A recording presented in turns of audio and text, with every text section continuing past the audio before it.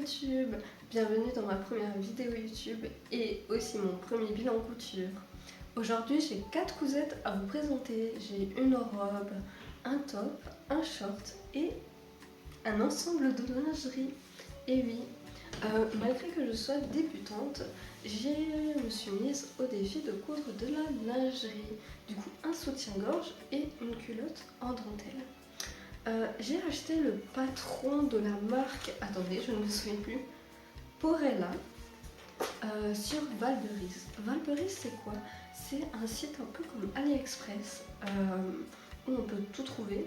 Et récemment, j'ai trouvé des patrons de tissus intéressants.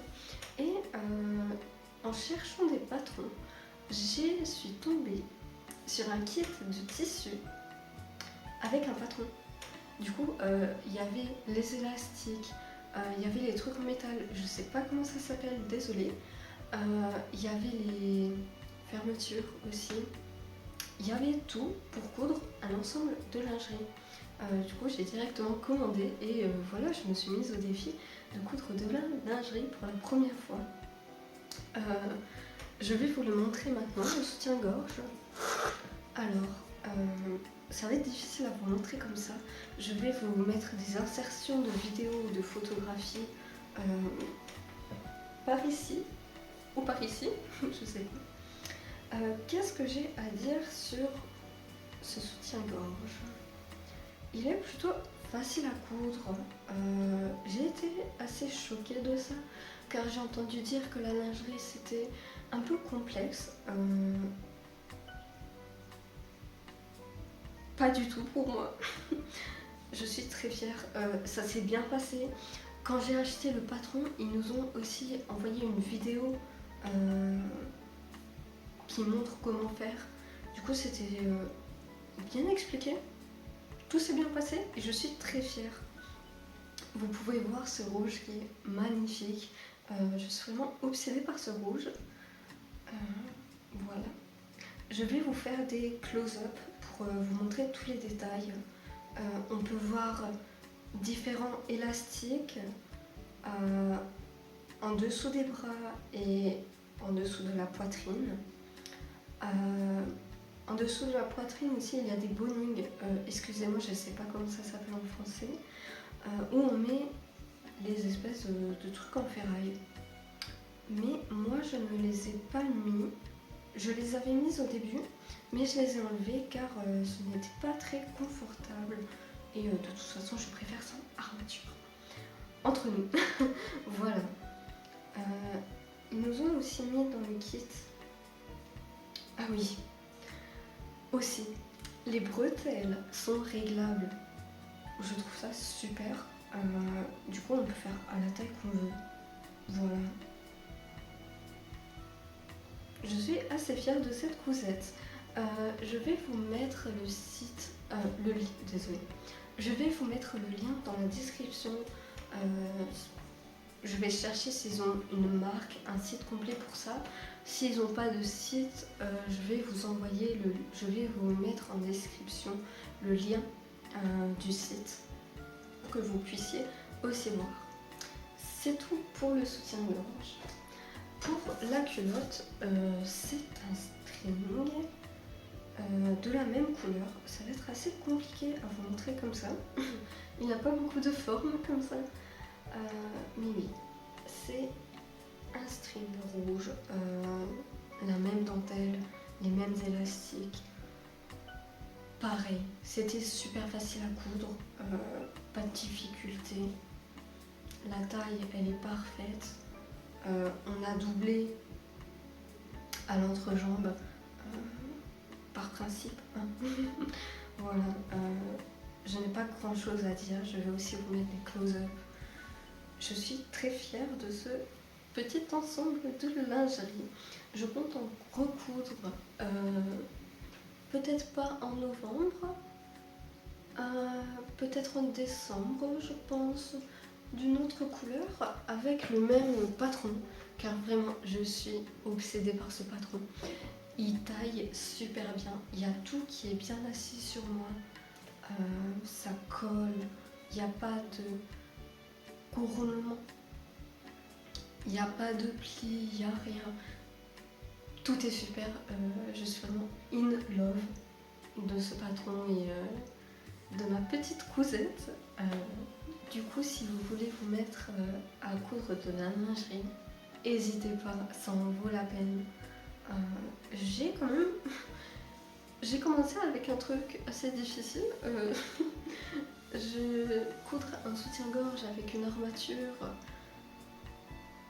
et avec des bretelles qui coudre un soutien-gorge avec une armature et des bretelles réglables.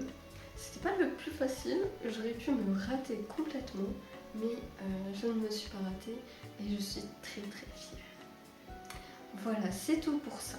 On va passer à la deuxième cousette qui est un haut comme le mien que vous pouvez voir à la caméra. C'est un haut, comment on appelle ça? Je sais pas. On voit pas, non, on va pas rire. Comment on appelle ça? Où on voit les épaules. Je vais appeler ça un top dénudé. Mais c'est sûrement pas ça le mot. Excusez-moi. J'ai longtemps voulu coudre ce genre de top depuis que j'ai acheté le mien. Du coup, vous pouvez voir, c'est un blanc comme ça. Car en octobre, je me suis mise un défi de tout coudre en blanc ou des couleurs assez neutres, blanchâtres, du beige, car j'ai regardé dans ma garde-robe et je n'ai absolument pas de blanc. Je n'ai pas d'habit blanc, je n'ai pas de pantalon blanc, je n'ai pas de jupe blanc. Ah, j'ai une jupe beige, ça compte pas. Je n'ai pas de jupe blanche et je n'ai pas de haut blanc. Voilà, du coup j'ai décidé de m'en coudre un car j'aime beaucoup cette façon. Je trouve que c'est très flatteur sur moi. J'ai de belles épaules. Du coup je voulais vraiment m'en coudre un moi-même. Je vais aussi vous mettre ici des insertions. Ça c'était un patron gratuit, je n'ai pas le nom en tête.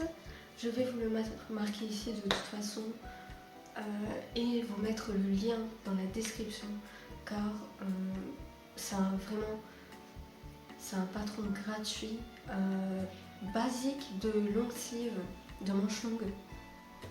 Et en fait j'ai juste fait des modifications pour que ce soit en fait dénudé aux épaules. Et tout s'est bien passé.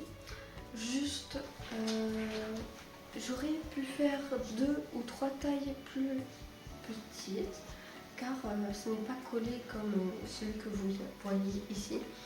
Mais bon, c'est pas grave, au pire, la prochaine fois, on le saura. Aussi, je pense que ça dépend de l'élasticité du tissu. Mon tissu était très élastique. Je n'ai pas pris ça en compte, c'est pour ça qu'il est un peu grand. Mais je l'ai porté déjà plusieurs fois et je suis très fière, je le trouve très beau. Il y a juste en bas, oups, j'ai fini les coutures à la main car je voulais faire une couture invisible. Et comme vous pouvez le voir ici, excusez-moi, comme vous pouvez le voir ici, mon poing s'est cassé. C'est pas très grave. C'est la première fois que je faisais des coutures à la main et surtout invisibles. Je n'en ai jamais fait. Donc c'est pas grave, là je vais juste recoudre l'ourlet à la machine et ce sera bien. Mon poing ne sera pas invisible, mais de toute façon ça va être dans mon pantalon ou dans ma jupe. Personne ne va le voir. Voilà, c'est tout ce que j'ai à dire sur ce haut. Je vais aussi vous faire des close-up pour vous montrer les finitions. Si je peux appeler ça des finitions, car en réalité il n'y en a pas. J'ai juste fait un point basique et je suis passée au fer à repasser. Et c'est tout parce que en fait le tissu là il ne s'effiloche pas. Voilà. Et c'était un test de base. De base, ça devait être seulement une toile, mais ce n'est pas une toile maintenant. Du coup, voilà, on s'en fiche des finitions. Je ne suis pas très perfectionniste par rapport à ça. Voilà. Et c'est tout ce que j'ai à dire pour ce top. Alors, le troisième cousette, c'est le même patron en blanc. Blanc beige, blanc cassé, oui. Je veux dire blanc cassé. Alors là, ça va être très difficile à vous montrer, je m'excuse, mais c'est une énorme robe longue, à manches longues, magnifique. Vraiment, je l'adore, elle est magnifique. J'ai fait quelques changements sur cette robe par rapport au haut de tout à l'heure. J'ai réduit en taille, mais c'est toujours un peu trop grand, mais c'est pas grave. Et aussi j'ai mis dans cette robe un élastique autour des épaules, du buste et du dos, enfin le tour d'épaule quoi, parce que ça baillait beaucoup. Malheureusement sur le dos, ça baille encore, mais ça baille beaucoup moins. Et de toute façon, je porte cette robe avec mes cheveux détachés, mes cheveux cachent. Et ce n'est pas très grave. Je suis très fière de cette robe. J'ai fini les finitions par, comment ça s'appelle? Un double ourlet, oui c'est ça. Comme ça ne s'effiloche pas. Et c'est joli, oui. Sur les côtés, c'est des coutures normales, comme sur le top, quoi. J'ai fait une couture basique, j'ai repassé, c'est tout. Et sur les manches aussi, c'est un double ourlet à la fin. Je suis très fière de cette robe, je la trouve très jolie. Je vais vous la montrer portée.